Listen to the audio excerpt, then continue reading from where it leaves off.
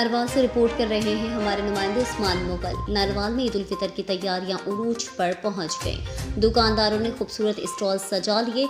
Markets और बाजारों में गैर मामूली रश होने से खवातीन की शॉपिंग अभी भी अधूरी नजर आ रही है, जबकि चूड़ियां, कौन मेहंदी, ज्वेलरी, मैचिंग खुस्से, कांच, ओवरलॉक, मनपसंद बटन, जाजिब नजर लेस, खूबसूरत कढ़ाई, बेबी शूज़, बच्चों के दीदा जेब, रेडीमेड मलबूसात, कॉस्मेटिक्स और मर्दाना जूतों की खरीदारी से हर तरफ ईद के रंग बिखर गए।